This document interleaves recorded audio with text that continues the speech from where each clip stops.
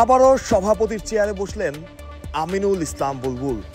আনুষ্ঠানিকভাবে গতকালই নির্বাচিত হয়েছেন। তার সাথে সহ সভাপতি ফারুক আহমেদ, এই দুইজনকে নিয়েই ছিল আলোচনা। সভাপতির দৌড়ে নাম এসেছিল ফারুক আহমেদেরও, তবে শেষমেশ বুলবুলই বসলেন সেই চেয়ারে।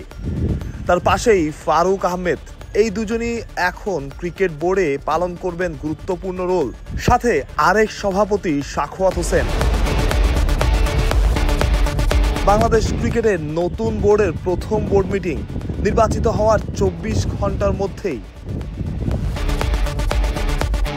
বোঝাই যাচ্ছে একটু সময়ও নষ্ট করতে চাইছে না নতুন বোর্ড। ফারুক আহমেদ বলেছেন সবাই মিলে একসাথেই কাজ করতে চান, গতকালই পুরনো সব হিসেব ভুলে যেতে চান। আমিনুল ইসলাম বুলবুলও আছেন ফারুক আহমেদের সহযোগিতার অপেক্ষায়। নতুন ডিরেক্টর, নতুন করে দায়িত্বে আসা, সবাই মিলেই বাংলাদেশ ক্রিকেটের জন্য।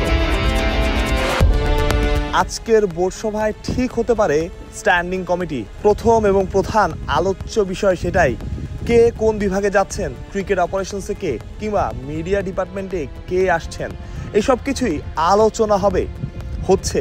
যেখানে ফারুক আহমেদ, আমিনুল ইসলাম বুলবুলের মতো অভিজ্ঞরা যেমন আছেন, তেমনি আছে অনেক নতুন মুখ যারা অনেক চড়াই উতরাই পেরিয়ে এসেছেন ক্রিকেট বোর্ডে।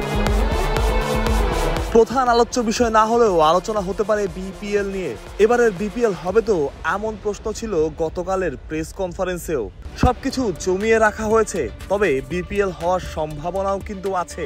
তা নির্ভর করবে বোর্ড পরিচালকদের সিদ্ধান্তের ওপর। আসলে কি তারা বিপিএল আয়োজন করতে প্রস্তুত কিনা। নতুন বোর্ড, অনেক আশা। যেখানে চমকও ছিল, আলোচনা ছিল সমালোচনা, তর্ক যেমন ছিল তেমন বিতর্ক। তবে সফলতা কিংবা ব্যর্থতা নির্ভর করবে সবকিছুই কাজের ওপর। মাহফুজ প্রত্যয়, বিডি ক্রিক টাইম।